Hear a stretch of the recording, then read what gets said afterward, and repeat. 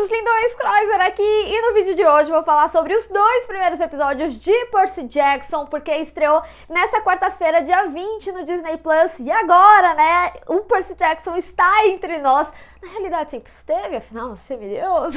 Mas agora que a série estreou oficialmente, a gente vai poder falar com detalhes sobre os dois primeiros episódios, o que eu achei, algumas ressalvas que eu tive. Eu vi que alguns de vocês ficaram com algumas dúvidas, até trouxeram alguns aspectos do livro na discussão das primeiras impressões, e aqui eu vou poder explicar um pouquinho melhor quais que são esses pontos, mas também trago fofocas que a gente vai juntando aí os pontos e vê que no final é um grande caso de família aí. Tô brincando. Então fica aí avisado, gente, vão ter spoilers nesse vídeo aqui. Mas antes, não deixa de se inscrever e clicar no sininho pra receber notificação, pra quando eu tiver um vídeo novo, que eu sempre trago as novidades dos filmes e das séries aqui pra vocês o quanto antes vocês sabem. E teremos muitos vídeos de Percy Jackson aí pra gente discutir semanalmente aqui no canal, que eu sei que vocês gostam também. Bom, gente, como eu tinha falado já no meu vídeo de primeiras impressões, a série é uma adaptação direta dos livros escrito pelo Rick Riordan, que inclusive está envolvido no desenvolvimento da série, então por isso a gente tem uma adaptação fidedigna à obra original, finalmente, né, os detalhes, muitas coisas que faltaram no filme, que acredito eu que muitos de vocês tiveram conhecimento dos filmes. Eu preciso até dizer aqui pra vocês, eu tenho memória afetiva, eu não lembro muito de como eram os filmes, não reassisti pra ver a série, até porque ele se propõe a recontar essa história. Teve gente lá no vídeo de primeiras impressões que tinha me perguntado, né, se precisava assistir aos filmes para ver a série, e não precisa, porque essa história está sendo recontada, graças a Deus. Bom, gente, nesses dois primeiros episódios, a gente tem ali no primeiro o momento em que o Percy chega no acampamento de semideuses de meio sangue, e a descoberta, né, de que ele é um semideus, e no final do segundo episódio, a gente tem essa chamada para ação do roubo, né, do raio de Zeus, e que ele é o principal suspeito aí. É daí que eu falei que eu trago as fofocas e como a série acaba abordando, mas já vamos chegar lá. E aí eu quero trazer até esse aspecto para falar uma coisa que eu tinha dito sobre a narrativa, que eu gosto que, apesar da gente ter essa principal jornada aí do Percy, né, que é descobrir quem que pegou o raio, sobre a mãe dele também, no final das contas, a gente tem episódios muito bem finalizados até ponto A e B da história que ele se propõe a contar, o que significa, né, que os episódios não essencialmente sempre vão ter o mesmo tempo, tanto que a gente vê que o primeiro ele tem ali seus 37 minutos, já o segundo tem 45,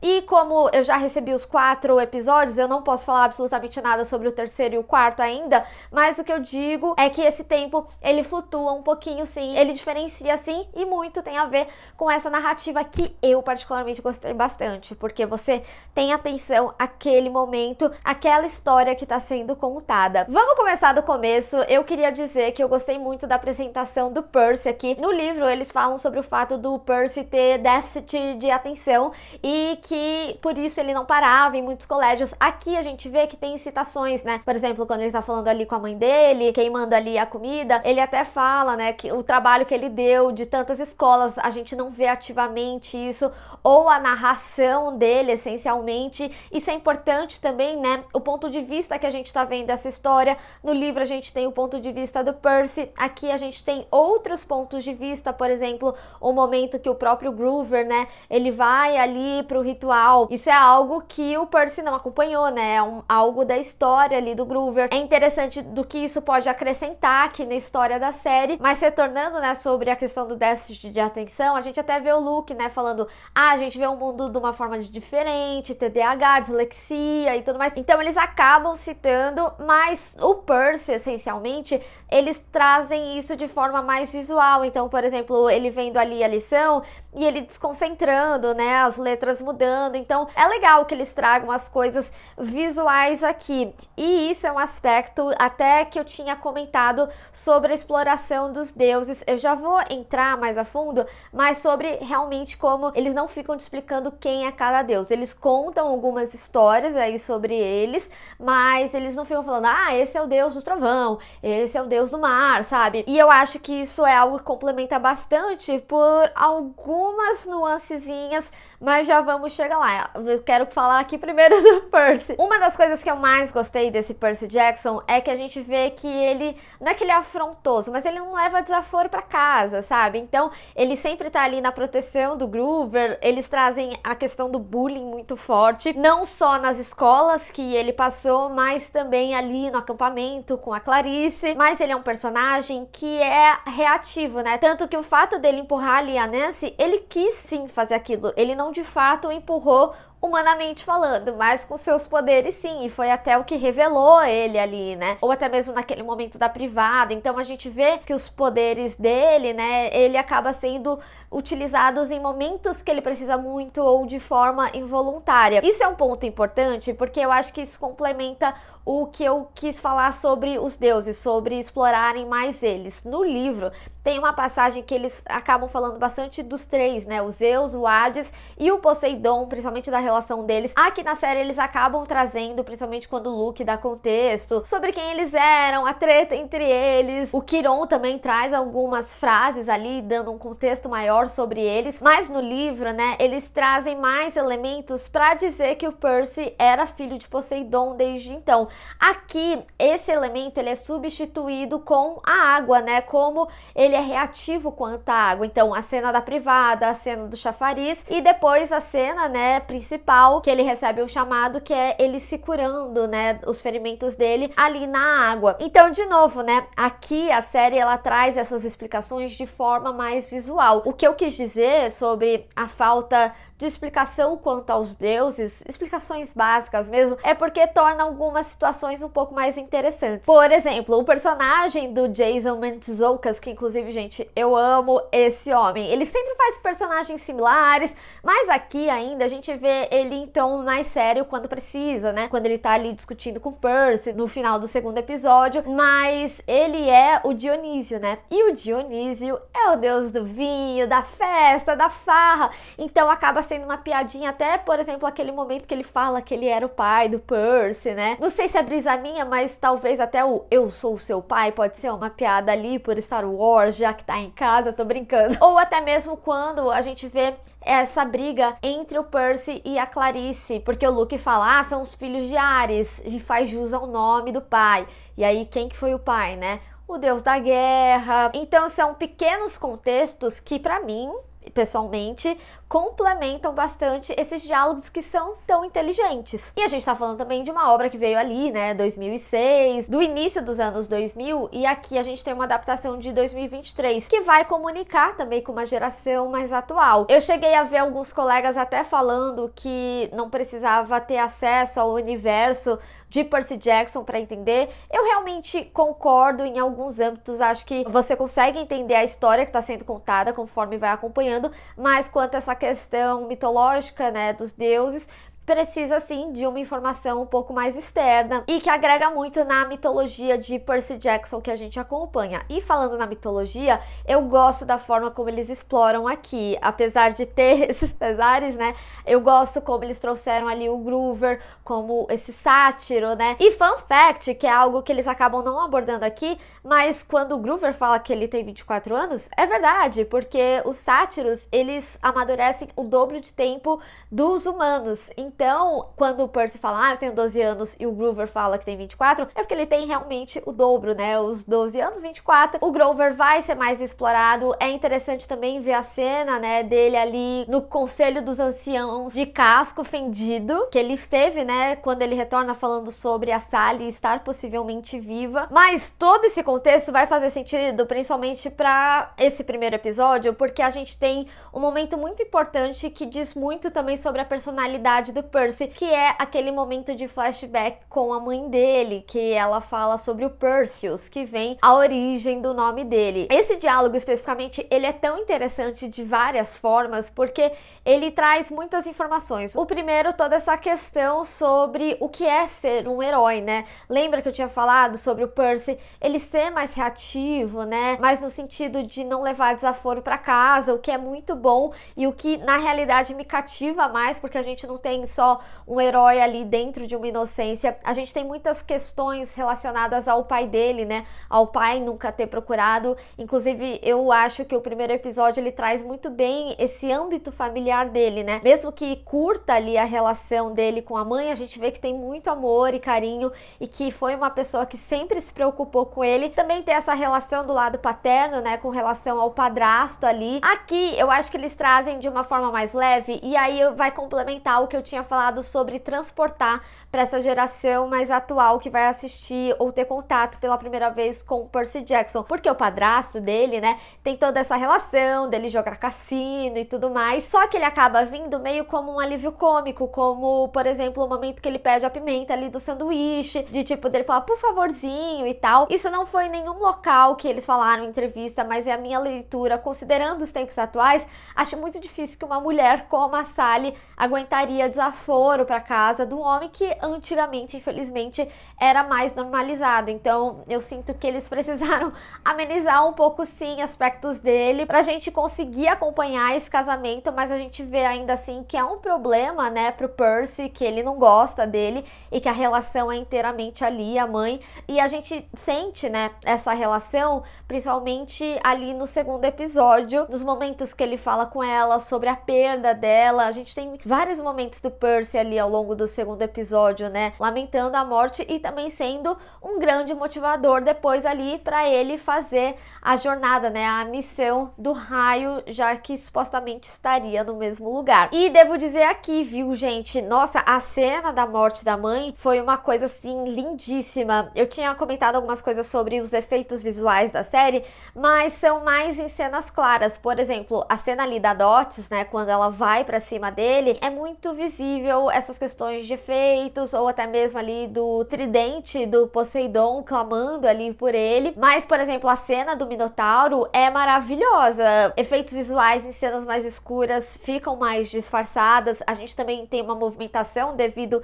à cena de reação ali, né, que também tira um pouco da nossa percepção, mas foi como alguns de vocês falaram ali nos comentários. Muito provavelmente a série sendo aclamada pelo público, o que eu acredito que vai, porque ela é bem fiel aos livros e bem fiel às características dos personagens, né, como elas são trabalhadas até então. Eu acho que vai ser uma série aclamada e com isso mais dinheiro e com isso, obviamente, essas questões elas vão melhorando, mas que nem eu tinha comentado, não é nada que condiz com relação à história. É até importante ressaltar, quando a gente fala de defeitos, não é pra falar assim, nossa, essa obra não tá boa. Não, são só questões realmente que, pra mim, particularmente, me tira um pouquinho de algumas cenas, mas não tem nada a ver realmente com a história que tá sendo contada, que tá excelente. Inclusive, gente, eu preciso dizer, eu achei o primeiro episódio perfeito, redondo, as coisas como elas acontecem, né? A relação do Percy ali com a mãe dela, falando as coisas pra ele, revelando que ele é um semideus, e aquele turbilhão de informações passando pela cabeça dele, e aí vem o Groover com patas do sátiro, e aí ele tá tipo, mas você não deu contexto? E é hilário. Gente, o humor dessa série é simplesmente sensacional, e eu acho que condiz muito com os personagens. Mas eu preciso dizer, apesar de ter recebido os episódios, eu também fui na sessão de pré-estreia que teve em São Paulo, que foi uma sessão só do primeiro episódio e tinha alguns influenciadores, alguns jornalistas e alguns fãs que a Disney convidou. E aí, atrás de mim, eu até tinha ouvido uma menina falar assim, que o Groover ter entregado o Percy não condizia com as características dele. Mas eu vou até defender isso aqui. Mesmo que o Groover seja muito fiel, faz sentido para algumas questões, mas também faz sentido, principalmente para a relação dele precisar sair daquele colégio, dele ser expulso. Aquele momento que a Dots ataca ele, né, e o Brunner, né, que era o professor dele ali do colégio, eles falam como que eles estavam ali próximo para proteger o Percy e como existe essa fumaça, né, que maqueia essas questões mitológicas do mundo real e tal. Ele sabia que ali estava acabado, então ele precisava tirar o Percy para que ele fosse pro acampamento. Então não é muito como se fosse uma traição, sabe? Foi uma necessidade, vamos falar dessa forma. É como se ele quisesse o bem maior, afinal, né? como eu disse, ele estava ali designado a proteger o Percy. Então, eu acho que ainda assim é característico do Groover. E também gosto como eles trabalharam a Annabeth. Apesar da gente não ter tido muito sobre ela, é interessante como eles começam a construir essa relação dela ter essa pessoa que seria um semideus, dessa história da Annabeth que o Luke conta, falando que o Quirrell tinha falado pra ela que um semideus chegaria e ela iria em uma missão com ele e que com isso ela conseguiria se provar. Então a gente já vê um vínculo natural ali da Annabeth com o Percy. A gente vê pelo histórico dela que o Luke conta também o porquê ela é mais durona. Gosto da personalidade dela, quero ver isso ser mais explorado. E gosto como o Luke entra aí, né, nessa relação com o Percy. E eu acho que é uma boa combinação, né? O Percy, ele se defendendo, sendo o herói. A Annabeth muito objetiva, né? Quando eu falo que ela é durona, é porque ela é muito objetiva realmente no que ela quer. E o Groover vem mais como alívio cômico, mas também com a sua importância. Então, a forma que eles exploram esses personagens aqui na série e de conseguir se aprofundar nessas características é realmente algo muito único. E como eu falei, é o ouro da série. E todos estão muito bem, mas devo dizer que o Walker, assim como o Percy, ele tá simplesmente sensacional, tá muito fofo. E eu preciso voltar aqui na cena do Minotauro. Essa cena pra mim foi muito legal, inclusive com a relação ali do chifre que ele guarda depois, mas também como ele consegue trazer as emoções, né, da solidão ali pela perda da sua mãe, mas também a bravura pra ir nessa jornada. Agora eu tinha falado que tinha fofoca, né? Como uma boa fofoqueira, liguei alguns pontos interessantes que eu acho que é válido a gente prestar atenção aqui para acompanhar essa história. No flashback da mãe do Percy, ela chega a contar a história de Perseus. Perseus, ele era filho de Zeus. E repara como a série, ela sempre traz os três pilares aí, que é Hades, Zeus e Poseidon, principalmente porque eram deuses muito poderosos. Tem também toda a relação do filho, né, que como os semideuses, filhos deles, estavam muito poderosos, eles decidiram que não era para eles se relacionarem, mas um deles se relacionou, que no caso foi o Zeus. E aí, né, a gente viu também que Poseidon também teve sua relação e que teve o Percy. Mas o que é interessante quando a gente fala sobre principalmente essa relação de herói que a própria Sally fala ali pro Percy, ela conta a história do Perseus falando, né, que o porquê que ela deu um nome de Percy pra ele, e é muito importante esse contexto, saber que ele era filho de Zeus, porque ela conta na história que um deus bravo jogou o Perseus e a sua mãe numa caixa no mar, e que eles enfrentaram tempestades. Esse deus, não dizem nomes aí, mas creio ser, né, até por causa do mar, da tempestade, ser o Poseidon, até porque o Quirrell, em certo momento, fala dessa rivalidade que existia entre Zeus e o Poseidon, e o porquê que o Poseidon estava acreditando que, já que ele tem o filho, né, que era proibido, então ele que roubou o meu raio para se vingar de mim. Então, que nem eu falei, né, é um verdadeiro caso de família. Tem toda essa relação do Hades também, que é o deus do mundo inferior e dos mortos, e aí complementa também o que o próprio Groover tinha falado da mãe dele, a Sally, né, falando que ele fala toda a relação do pó, né, e que mesmo que ela tivesse morrido, ainda assim, o Hades poderia impedir isso. Então, assim, servimos fofocas, ligamos os pontos aqui desse verdadeiro caso de família, que é Percy Jackson. Tô brincando, gente. Eu tô me divertindo aqui, fazendo as brincadeiras, mas o que eu quero dizer é que eu reassisti, inclusive, os 2 primeiros episódios, porque apesar de, sim, eles não darem essencialmente, né, o contexto de quem era quem, o que eu quero dizer é que os contextos, eles estão aí e eles são enriquecidos. Alguns de vocês também falaram, a relação dos deuses é mais explorada mais à frente, compreendo, mas eu sou cardíaca, tô brincando. Mas eu acho que ter essa compreensão agora faz a gente ter pequenos entendimentos aqui para essa história, né? Mas ao mesmo tempo, eu também gosto como eles exploram esses objetos, como a caneta sendo a espada dele, né? Ou até mesmo quando o Quirrell fala sobre a cadeira de rodas dele. Eu acho que quanto a conhecimento desse universo é bem construído, quanto esse aspecto, né, dos deuses clamarem por seus filhos, do que é o acampamento, eu acho que nesse sentido a série, ela realmente traz muito bem toda a mitologia que o Percy Jackson é inserido. E tem mais, né? A gente vai descobrindo as coisas conforme ele vai descobrindo, porque ele não sabia disso até então, tudo é novidade para ele. No final das contas, o que eu quero dizer é que Percy Jackson aqui, essa adaptação, ela tá muito bem servida para os fãs. Eu acho que eles trazem sim aspectos importantes sobre os personagens e não só, acho que traz discussões muito importantes. Não é à toa que a gente tem o bullying e não é à toa também que a gente tem toda essa passagem do Percy falando sobre ele nunca ter conseguido ficar em um lugar ou se sentido normal num lugar porque ele não sabia a sua origem. Então toda essa jornada, inclusive do Raio, que a gente vai ter a jornada do herói, também é uma jornada de entendimento dele, essa relação com o pai, e a gente vê isso já refletido também no acampamento, que ele fala, finalmente eu me encontrei, acho que aqui eu realmente tenho amigos de verdade, ele tem pessoas similares a ele. Olha que importante a gente se encontrar em pessoas que se assemelham a gente. Antes ele se sentia um estranho, agora ele é mais um ali, assim, ele ainda tem a sua vasta importância, né? Ele não é qualquer um, mas eu acho que a série, ela acaba dentro de um mundo fantasioso, trazendo muita realidade. E aí tá a beleza da fantasia, e eu sinto que essa série de Percy Jackson do Disney Plus faz isso muito bem. Entenderam meus pontos? Não era nada grave, gente. Eu particularmente gostei muito desses 2 episódios, gostei como eles se encerram,